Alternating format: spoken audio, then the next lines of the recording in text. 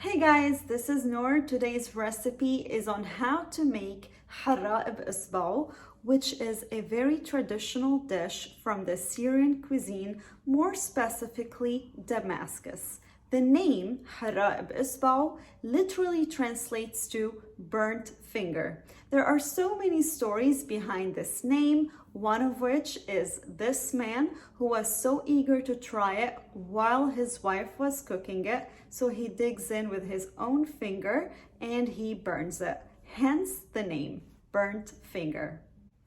This dish is lentil based, very tangy and very delicious. But really what makes it sing are the garnishes. Each garnish will add a unique flavor. For example, the fried pita will add crispiness. The fried onion will add earthiness. The fresh cilantro will add freshness.